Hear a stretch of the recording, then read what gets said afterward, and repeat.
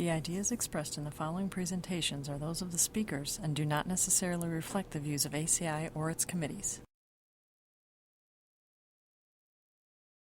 ACI web sessions are recorded at ACI conventions or other concrete industry events and will be made available for viewing free of charge for 1 week. Thereafter, they will be archived on the ACI website or added to ACI's online CEU program, depending on their content.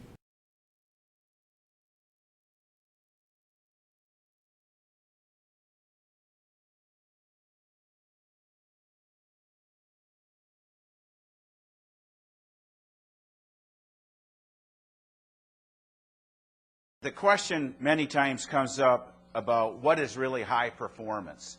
And it's a difficult thing to really define. I think that the two speakers that just went in front of me actually has worked out quite well, because I didn't want to spend a lot of time talking about some of the benefits. But what I think was important is that I heard the gist that sometimes big business is bad for the housing industry. And what I'm going to give you a flavor of is that when big business works properly and invests in things properly, you can actually see some good results. So I'm going to give you a flavor of that. Now, sometimes, like when I first started in 1976 doing work at the University of Minnesota in the Underground Space Center, I designed earth-sheltered homes. So for many years, I designed earth-sheltered homes, and the loads that we had on these homes were massive. And I don't think I ever did anything with concrete that was less than 8 inches thick. And then I started working with ICF homes, and that kind of got me working above grade rather than having everything buried. And typically, 6 and 8 inch thick concrete sections were common. Then I started working with the removable form people as well, and I don't have any preference. Whether you build an ICF, a masonry, a concrete, I think they're all good. They're all good type of structures. So then I started working a lot with forming manufacturers, and basically the gist here is that some big businesses now are going to invest in forms to do a lot of concrete housing in various places. So I'm going to use that gist, and that's where I'm talking about high performance, is a little bit on the speed of construction, doing a lot of construction in a given community, the use of thin wall sections. I have seen concrete homes in Latin America down to 2.5 inch thick walls. I thought I was revolutionary 20 years ago when I started designing 4 inch thick walls, and everybody told me everything you're doing is a violation of the building code, and you can't do that, it won't work. But we have been routinely doing 4 inch walls, and now the Latin Americans are doing 2 3/4. I'll grant you their spans are not as far, but they are really pushing the envelope a little bit in some of the interesting things they're doing. Of course, air tightness is a big deal. 10 times more energy is gained and lost through a house from air leakage than from conduction. And so we're always focused on talking about insulation and that performance, but air leakage is a big factor. That's why the new building codes are requiring all buildings now to have an air barrier, because air leakage is a big issue. Termite is certainly important, and a lot of the examples I'm going to show you, especially in Latin America, Mexico, in the Caribbean, they don't use a lot of wood just because of the issues with termites. And then, of course, wind and fire resistant, you heard a lot about that. We still have some issues. It's hard to modify or adapt space changes with a concrete structure. There's no doubt about it. Initial cost is always an issue, and I think the previous speakers did a great job of delineating that. And of course, architectural shapes need to somewhat be rectilinear. You don't have to. Curves and multiple dimensional walls can be done, but certainly it makes it a little bit more difficult. Now, years ago, I really got my inspiration in doing concrete housing when I was in Hong Kong. I saw buildings, 30, 40, and 50-story buildings, where 4 inch walls were used routinely on the outside of these buildings, 20, 30 stories high. And I sat there and I said, that can't be. That's got to fall down. That can't work because it violates all the things that I learned in school. Of course, one of the first revelations in my life is when in 1980 I went to a poured wall contractors meeting in Boston, Massachusetts, and I got up and did a program about how you have to design basement walls with steel. And went through the whole thing, and when I got done, one of the old codgers there, one of the wall contractors said, "Son, let me show you how it's done." And so he sat there, and then more contractors come, and they showed me that they'd done thousands and thousands and thousands of basements with no steel. And I was taught in school, basically, you can't do a foundation with 8 feet of soil without steel. So as you travel around the country, you really see what other people and other nations are doing, and it's inspirational. So in Hong Kong, I saw some amazing things of thin wall sections. You go to Europe, and of course in Europe, concrete housing is actually fairly common, and masonry, of course, is even more common. But you see thinner and thinner wall sections being done. I think probably the champions in the world are the Mexicans. The Mexican people have taken concrete housing to really a whole new level. These are some pictures, and I want to kind of go through these relatively quick, but you can see they're even doing their stairwells with aluminum form systems, casting those. They have built homes in the range of $40 to $50 a square foot. These all concrete homes. They finish directly to the concrete, and that's part of what I'm talking about with high performance. I think in this country, especially in areas of high humidity, wind and water events, coastal activity, if we can get our forming system such that we can plaster directly to the concrete finishes, you know, the raw concrete, and not have to add lots of other materials, as the Mexicans do routinely, we're going to be able to get the costs of doing these homes closer and closer to what even some of these relatively cheap constructed homes are. You can see with a little bit of effort, they can do, you know, quite a variety of finishes. They're building in these communities 2,000 to 8,000 homes at a time. I mean, there are a lot of homes, and big businesses got involved in this. They've invested in 9, 10, 11 sets of forms. They might use 3 or 4 different form manufacturers. Sometimes they intermix them, but they get a centralized ready mix plant going, and they have been able to build concrete homes cheaper than clay and wood and clay and reinforced concrete beams and lintels. So they're getting this business to the point where they can do these concrete homes more cost effectively than what they were doing with clay and brick and cast beams and lintels. I've learned a lot from working with the different Mexican designers, and interestingly enough, back in about 1985, the various Mexican engineers came and visited myself because I'd been doing concrete homes, and basically most of the work we're doing is ACI 318 code calculations. Occasionally things are pushed on the slenderness ratio, but it's basically 318 design. This is in Jamaica. All cast in place structures typically. You'll even see the end walls being cast in place. And now in Jamaica, some of the builders are actually using precast panels. So they cast in place the structure, use precast for the roofs.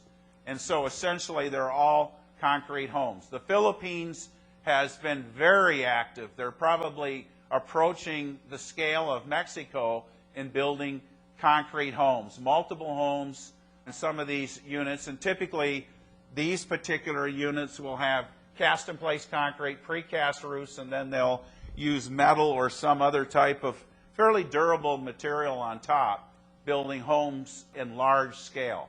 Guatemala, there's been a lot of activity with concrete homes. And of course, now I'll bring it back home. The rest of the world, I think probably a lot of this concrete housing got started in Hong Kong. That's where I saw the first really good examples of concrete housing. United States, we started doing it, and of course the problem we ran into is we were 10 to 15% more in the construction, and so that was difficult to get past that.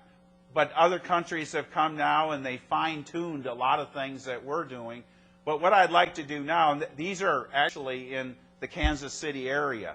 These are just north of Kansas City, a series of duplexes that a builder or a contractor, concrete contractor, built about 15 years ago, and they rent these to college students. So when you're telling your college story, I was thinking of my friend Larry, who built these homes next to a small university. They're all concrete. And so if your daughter decided she was going to go to a school, she might want to look at something like that. Another thing, too, is that you can hand set these forms, or certainly in larger scale construction, many times these things are crane set. The big high production guys are doing crane set construction. And of course, tunnel forming is common, where you build precast concrete units and then you do cast in place on the outside skins. But these are common concrete housing examples as well, where the walls, the floors, everything, partition walls, everything is cast in place concrete. Here, I just show a few examples. These are some examples where we have worked with removable forms. This is a concrete home above grade with 4-inch concrete walls. And the forming system is such that you put 4-inch expanded polystyrene, very similar to ICF, in that the form, you actually put the insulation in the form, and then you pour an 8-inch wall, but 4 inches is concrete and 4 inches is foam. And then when you pull the forms off, the foam is bonded to the surface, very similar to an ICF construction. There's quite a bit of that type of housing built all across the country.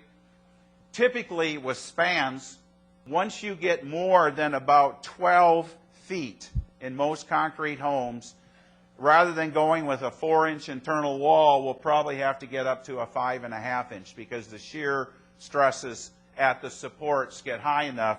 So occasionally, if I have requirements where they want open spans in the concrete house exceeding 12, 16 feet, and I went as long as 24 feet with these open spans, I will have to use something other than a 4-inch thick wall.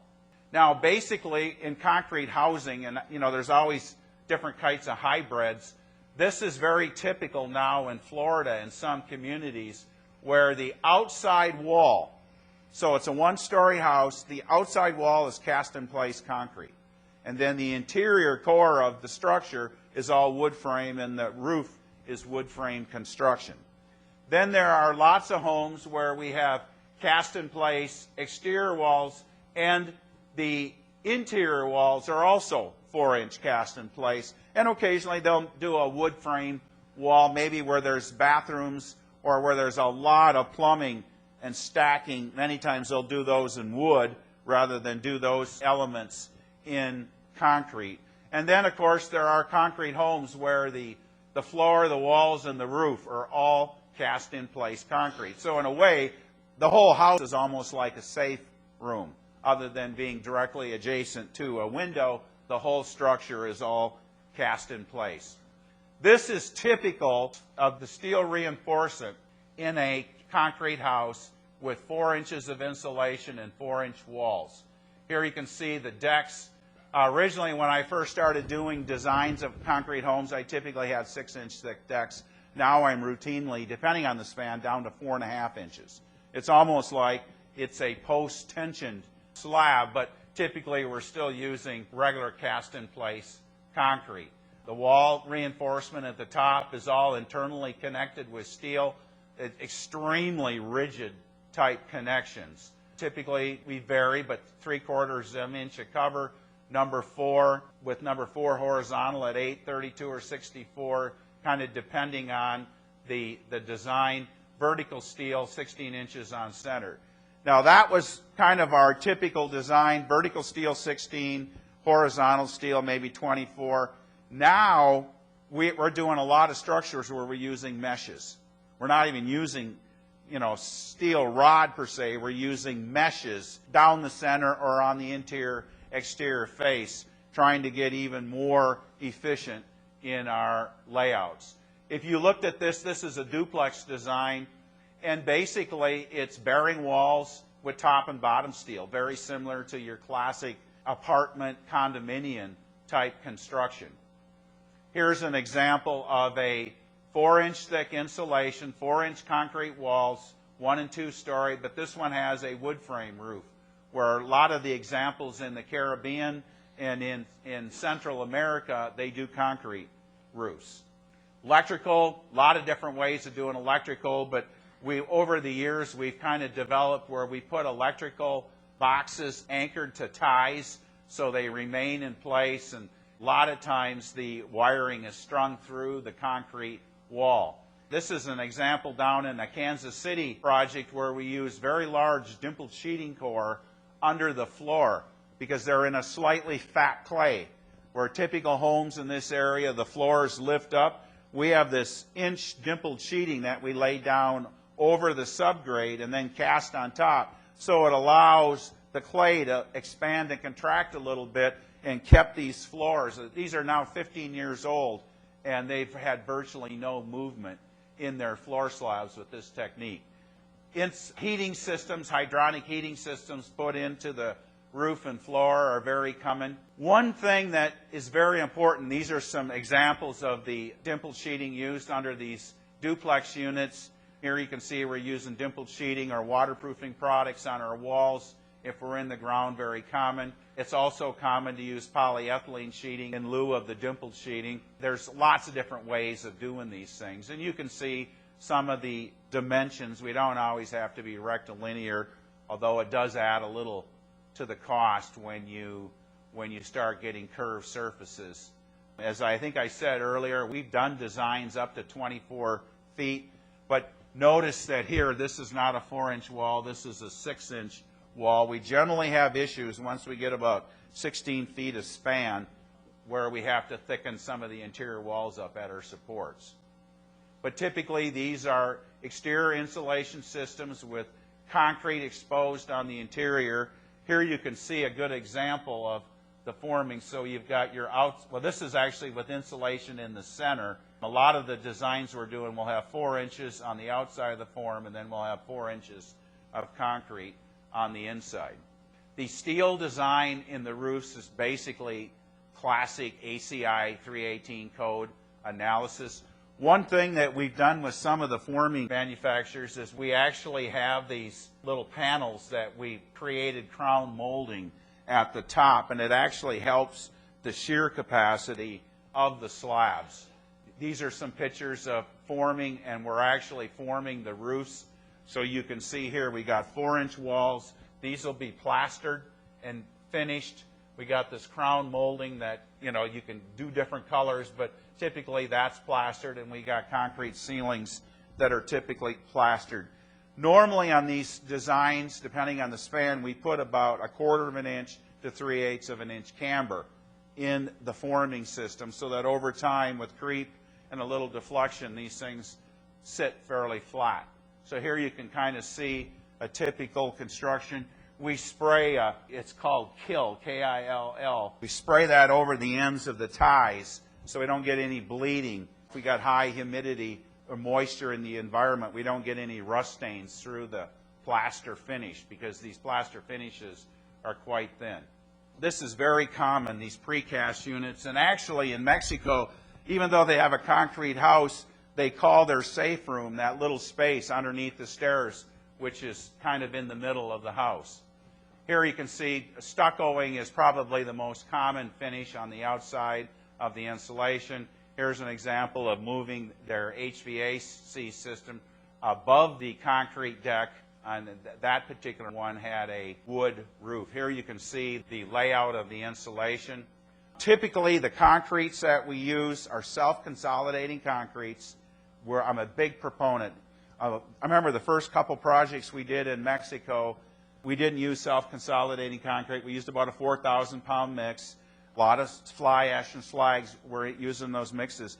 Once we started going to self-consolidating concrete with these 3- and 4-inch walls, It was amazing the quality of the inside finishes that allowed them to really not do a lot of work in finishing. You know, when they compared to their clay and their masonry houses, which typically had 3/4 of an inch of mortars, 2 or 3 layers, and they reduced that dramatically when they went to cast in place. And it's important with cast in place that you don't have pillowing, or this where from one panel to the next panel you get bulging, if you will, and you got really kind of irregular surfaces. With the right design in these forms, you can get some very flat walls. The finishing, very, very typical of any type of construction. Obviously, with ICF and with these insulated systems on the outside, you can work in the cooler weather very easily. Here's some just examples of different types of finishes. Stucco is probably the most common. Brick is also fairly common. This is in the Kansas City area. Cultured stone and stucco, again, are probably the most common. So this kind of gives you a flavor. This is in Mexico, where we pulled the form and they're putting a latex adhesive and then they plaster finish directly to the concrete, which has been very, very economical for them. Some of the laborers are actually pretty good with plaster, and they can do some pretty amazing things. But here we're plastering and painting directly to that finished concrete surface. And I tell you, when you go in these houses, this is what you do. You'll see a wall, and you go, I can't believe that's concrete. And you hit it, oh, that's not concrete. But when you hit concrete, you get that dead thug, and you walk around, you start hitting, and you're going, wow, this whole house is concrete. It looks as good, if not better, than if it was sheetrock. So just some amazing things. As I said, occasionally we do wood framing as well, especially if we have a lot of utilities. Sometimes we actually cast a little wood strip in the bottom of our 4-inch wall so that we have something easily to nail to for finishes. Carpeting and tile are probably the most common finishes for the inside. So you can kind of see a before where we sprayed the ties, we plastered directly to the concrete and finished it. Here's a before and after. This happens to be in the Kansas City project. A before and after in a kitchen. And of course, one thing that's very important with concrete, you got to pre-plan. For all of your utilities and such, you need to pre-plan all of that, electrical, mechanical. Yes, you can core drill and you can do all that stuff, but we really would focus on pre-planning so that we had sleeves for all this, really made for a much faster construction.